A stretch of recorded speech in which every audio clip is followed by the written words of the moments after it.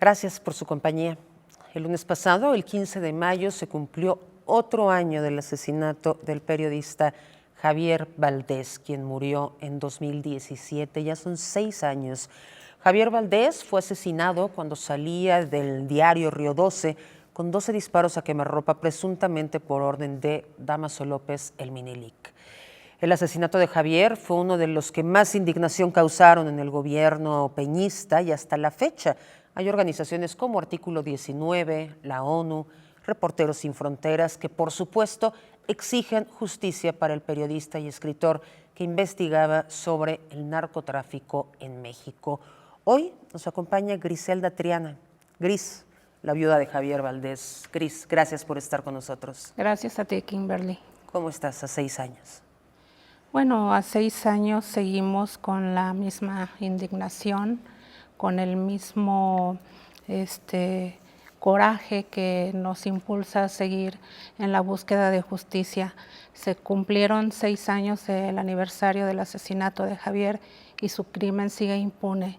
Y sigue impune porque el autor intelectual, quien se presume dio la orden de asesinar a Javier, sigue libre en Estados Unidos. Dámaso López. Dámaso López Serrano, alias el Minilic. ¿Qué ha pasado con el gobierno de México para intentar traer a este individuo? Mira, las versiones que nosotros tenemos de parte de la Fiscalía Especial para la Atención de Delitos contra la Libertad de Expresión, la FEADLE, de la Fiscalía General de la República, es que este individuo no puede ser extraditado porque al parecer ahora es testigo protegido por parte del gobierno estadounidense. Hay que recordar que el Minilic se entregó a las autoridades de Estados Unidos en julio de 2017, 2 meses después del asesinato de Javier. Él se entregó a las autoridades de San Diego, California, pero por otro delito, no por el asesinato de Javier. La Fiscalía ya emitió una orden de extradición, la cual, por supuesto, no se ha cumplido. Entonces, bueno... Ni se va a cumplir si es testigo protegido. Es la parte más difícil, ¿no? Es el saber que él está proporcionando información seguramente a las autoridades de Estados Unidos. Entonces, bueno, es la parte a la que yo no me resigno, ¿no? Yo me gustaría que en algún momento el gobierno de México junto con el de Estados Unidos pusieran sobre la mesa esta situación, porque bueno, el gobierno de Estados Unidos por un lado cuestiona y critica las agresiones contra periodistas en México, pero por otro lado Estados Unidos tiene al asesino de un periodista. Y de muchos otros también. Hubo 4 personas implicadas, 3 que fueron quienes lo realizaron. ¿Qué pasó con esas personas? Bueno, de los autores materiales, uno de ellos está muerto, lo asesinaron en San Luis Río Colorado en septiembre de 2017, el mismo año en que asesinaron a Javier. Uno más, quiero decirte que fueron detenidos en la frontera. Uno de ellos fue detenido en Tijuana y el otro en Mexicali. Estos 2 individuos, bueno, uno ya se acogió a un juicio abreviado, es decir, aceptó su responsabilidad en el asesinato de Javier y está purgando una condena de más de 14 años. Y el segundo implicado fue sentenciado a más de 32 años de prisión. ¿Qué fue presuntamente lo que motivó este homicidio? ¿Qué estaba investigando Javier? Bueno, hay que recordar que ese año Dámaso López Núñez, el padre del Minilic, fue extraditado a Estados Unidos. También, bueno, estaba muy reciente la captura de Joaquín Guzmán Loera, el Chapo Guzmán. Entonces, bueno, sin estas 2 cabezas, Dámaso López y el Chapo Guzmán, queda un vacío y que obviamente los hijos de Guzmán Loera están quedando al frente, ¿no? Javier quedó en medio, ¿no? En esa disputa por quién iba a liderar el cártel de Sinaloa. Bueno, el Minilic también en algún momento aspiró a formar parte del liderazgo.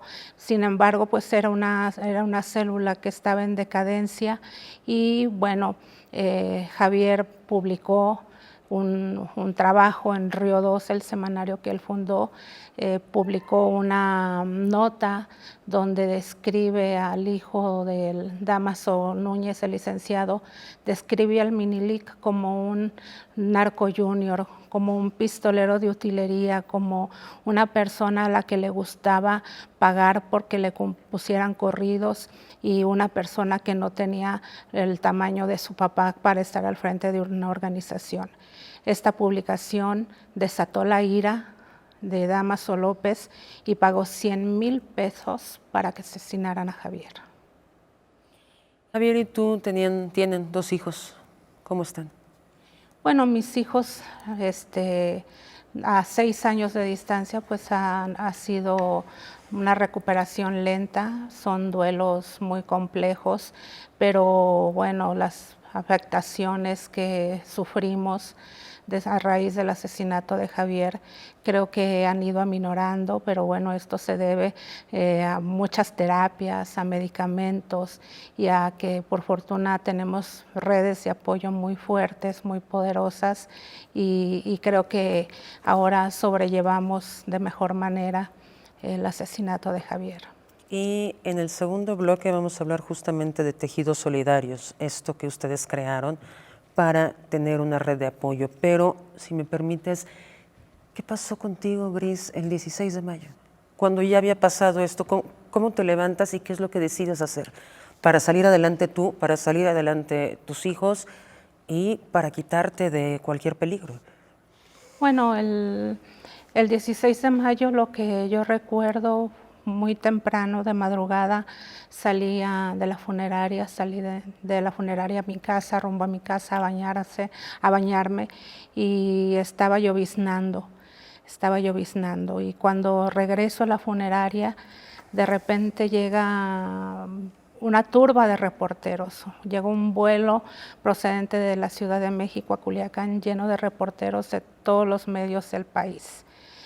Obviamente yo me sentí sumamente abrumada, yo estaba en shock, yo no podía contestar preguntas, yo no di ni una sola entrevista porque no podía.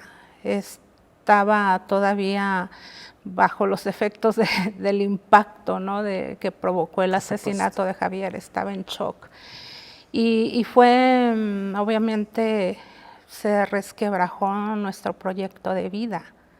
El proyecto que teníamos él y yo de sacar adelante a nuestros hijos, el proyecto de Javier de seguir escribiendo libros, el proyecto de envejecer juntos, bueno, ese proyecto se acabó.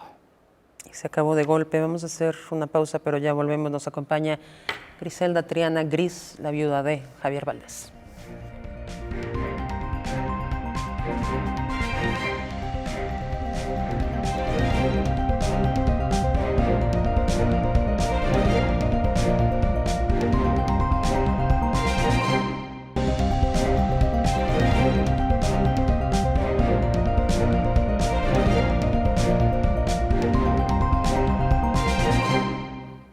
Gris, tras esta tragedia, ¿con qué apoyos contaste? ¿Con qué apoyos cuentas hoy? Bueno, yo cuento con el apoyo de la Universidad Autónoma de Sinaloa, que es la institución para la cual yo trabajo desde hace ya casi 30 años, y desde luego con mis redes de apoyo. Puedo decirte que tengo redes de apoyo muy fuertes, muy poderosas, que siempre han estado a mi alrededor para acudir a ellas cuando yo las necesite. Creo que esa ha sido la parte más importante. Hay un dicho que dicen que las redes salvan y eso es cierto. Cuando yo me tuve que desplazar de Sinaloa a esta ciudad por motivos de seguridad, al principio yo me sentía completamente perdida, ¿no?, diluida. ¿Con tus hijos te desplazaste? Con mi hijo, el menor, sí, él y yo nos tuvimos que salir. y salir de Sinaloa por motivos de seguridad. Y bueno, en esta ciudad también encontré a mis redes, he tejido redes de apoyo muy, como te digo, muy importantes, que son las que de alguna manera me sacaron de mi aislamiento, porque cuando una vive una situación así y es muy complejo, y porque es una pérdida tras otra, es dejar no nada más los restos de Javier en Sinaloa, sino también dejar mi trabajo, dejar a mi hija, dejar a mi familia, dejar mi vida. Entonces son duelos complejos, es una pérdida tras otra, pero bueno, gracias a esas redes de apoyo que tengo, yo también estoy aquí. ¿Cuentas con el mecanismo de protección de personas defensoras de derechos humanos y periodistas? Sí, yo estoy incorporada desde agosto de 2017 al mecanismo. ¿En qué consiste? Bueno, las primeras medidas que me asignaron fueron precisamente las escoltas. Mi casa en Culiacán cuenta con cámaras de seguridad, chapas de seguridad, porque bueno, en ocasiones mi hijo o yo regresamos a Culiacán y bueno, yo no puedo regresar a Sinaloa sin escoltas, por ejemplo, ¿no? Claro. Yo necesito estar completamente segura y bueno, que mis hijos también sientan que cuando yo voy a Sinaloa, yo voy a estar bien. Has hecho mucho énfasis en las redes de apoyo y justo por eso crearon Tejidos Solidarios, que es una red de apoyo a víctimas derivadas de los homicidios de periodistas. ¿En qué consiste? Sí, mira, la red Tejidos Solidarios, que es una red nacional de familias de personas periodistas asesinadas y desaparecidas, es una red cuyo objetivo es acompañar, apoyar y defender a familias de periodistas asesinados y desaparecidos en México. Esta red surge de la necesidad de brindar a las familias que han padecido una situación como la que hemos vivido nosotros, que tengan las herramientas para poder afrontar muchos impactos que se ocasionan con el asesinato o la desaparición de nuestros familiares. Entonces lo que queremos es que las familias no se sientan solas, que las familias se sientan acompañadas, que las familias sientan que lo que ellas están viviendo, nosotros también ya lo hemos vivido y que podamos compartir experiencias. Entonces, esto se debe, la red surge también bajo el cobijo de la organización Propuesta Cívica, ya que varias de las familias que hemos conformado esta red nacional, somos familias de los estados de Michoacán, de Oaxaca, de Chihuahua, de Sinaloa, y son familias que Propuesta Cívica nos representa legalmente. Entonces, Propuesta Cívica vio la necesidad de iniciar este proyecto porque las organizaciones que representan a periodistas, a quienes son agredidos o asesinatos, bueno, se ven rebasados, ¿no? Y las familias quedamos desamparadas de alguna manera. Entonces, con esto lo que se busca es que las familias no se sientan así, que las familias sientan que no están solas, que las familias se sientan acompañadas y que las familias adquieran herramientas para poder continuar en su búsqueda de justicia, porque solas no es difícil. Yo creo que es muy importante dar un salto de lo individual a lo colectivo, y creo que nuestra misión es acompañar precisamente a las familias. Justo te iba a preguntar eso, ¿de dónde sacaste fuerza después de que tu vida fue destruida y que la sigues reconstruyendo? ¿De dónde sale esta fuerza de ayudar a otros? Bueno, yo al principio me sentía incluso muy avergonzada porque todos los reflectores estaban sobre mi familia, porque a Javier Valdés lo habían asesinado. Javier, además de periodista, bueno, era un escritor muy prolífico. Javier escribía cuando menos un libro por año. Javier tenía un alto perfil. Entonces, pues por eso el impacto que provocó su asesinato fue tremendo. Pero entonces yo me preguntaba, si yo le estaba pasando mal, me preguntaba cómo la pasan el resto de las familias de periodistas asesinados a los que nadie voltea a ver. Que no son tan visibles, que no son tan mediáticos. Visibles como Javier. Entonces, bueno, creo que el dolor para las familias es el mismo. Pero además, después de que asesinan a un periodista, la mayoría de las familias se aíslan, no tienen redes de apoyo, las familias se enferman, las familias... con terror, me imagino que debes estar aterrorizada. Sí, las familias están, pero además las familias son criminalizadas y son estigmatizadas. Entonces... ¿Cómo? Sí, porque es decir, si a un periodista lo asesinan, bueno, por algo fue, ¿no? Por algo, sí, o sea, eso pasa frecuentemente entre las familias de periodistas asesinados y desaparecidos. Entonces, eso no puede seguir así. Las familias tenemos derecho al acceso a la justicia y las familias tenemos derecho a que nos traten con dignidad, que no nos revictimicen. Entonces, bueno, desde la red pretendemos dar acompañamiento psicoemocional, psicosocial, psicocultural, con una perspectiva de género. Hay que recordar que en nuestras familias hay hijas, hay hijos, hay hermanos, están los padres, estamos las familias nucleares, ¿no? Entonces, creo que es muy importante empoderar a estas familias. Y a mí en particular me interesa que las compañeras de periodistas asesinados y desaparecidos estén bien, que estén lo mejor que se puede estar, porque solo en función de eso nosotras podemos tomar decisiones importantes. Y una de esas decisiones es seguir en nuestra búsqueda de justicia. Vamos a hacer una pausa, pero ya volvemos con Griselda Triana.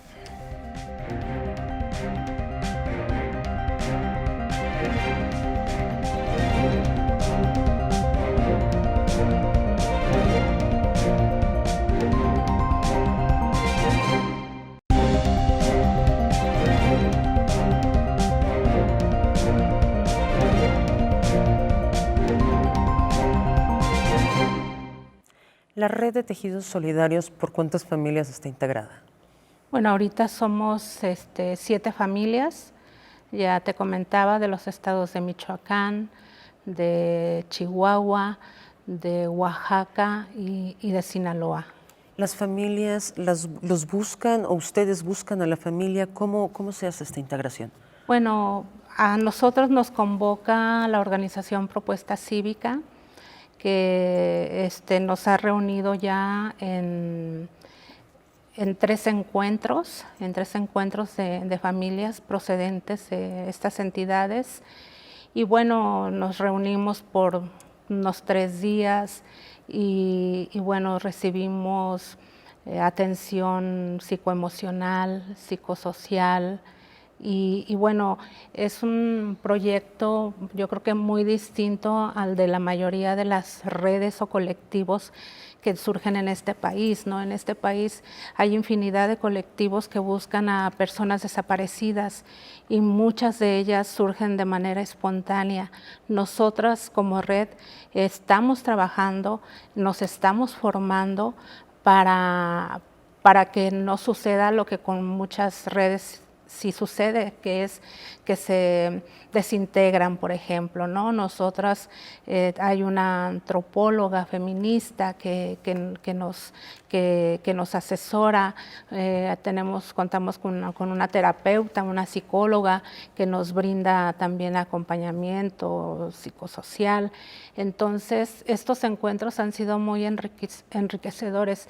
Yo te quiero decir, y yo me siento muy orgullosa de mis compañeras que yo conocí hace alrededor de 3 años, esposas de periodistas asesinados y desaparecidos. Yo las conocí y las emociones estaban a flor de piel. se desbordaban por completo, no podían hablar de lo que sucedió, o si lo hablaban se desbordaban, ¿no?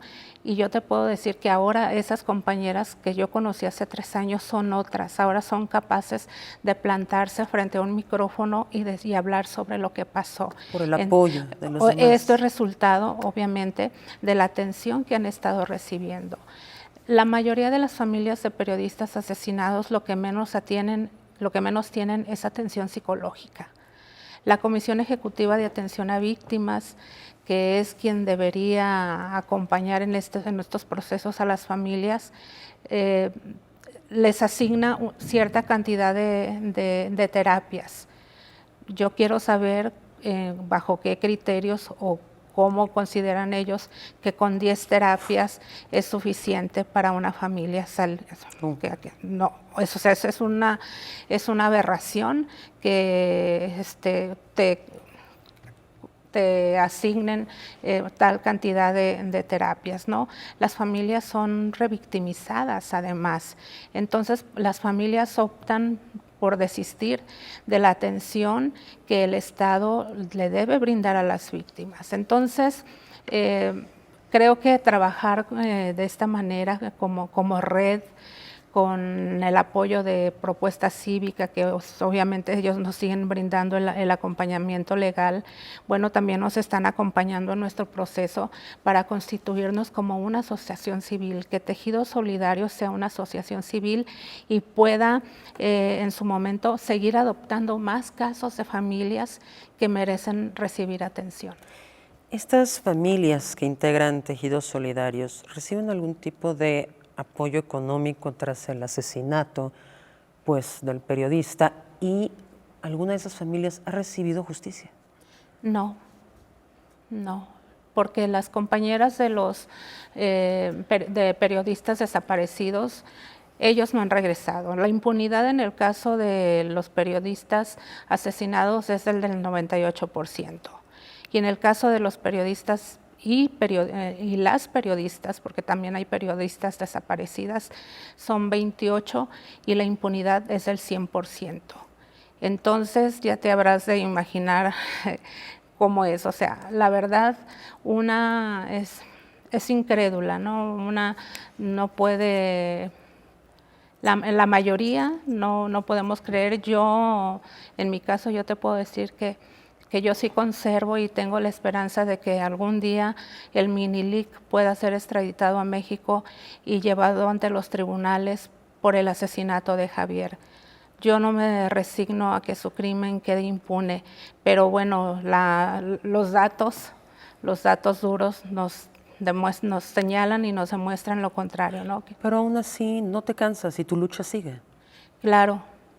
Para muchas otras familias me imagino que no es así, o que no se cuenta ni con los recursos jurídicos, ni con el asesoramiento, ni siquiera con la difusión mediática. Sí, eso ocurre con la mayoría de los asesinatos de periodistas. Las familias tienen miedo, muchas veces las familias no luchan por justicia, por temor de que les pueda suceder algo malo.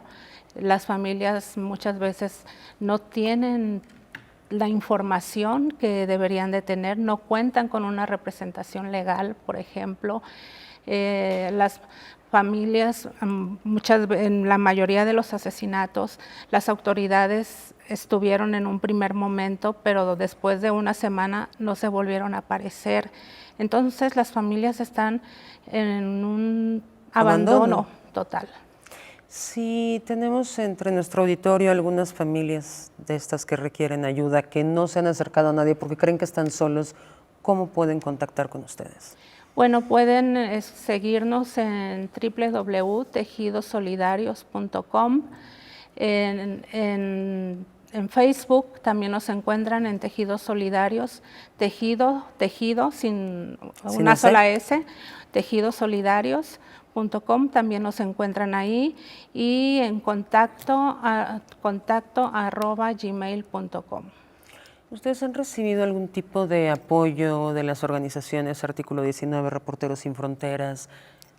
Bueno, como red, el apoyo que hemos recibido ha sido por parte de, obviamente, propuesta cívica, pero también hay otras organizaciones que nos apoyan, como la Iniciativa Global contra el Crimen Organizado Transnacional, como Artículo 19, como Reporteros Sin Fronteras, como CPJ, que bueno, ahí están. Pero además, nosotras como red vamos a necesitar también de estas organizaciones, porque no basta solo con representar el caso de un periodista asesinado, sino ir más allá, porque detrás de cada periodista asesinado estamos las familias.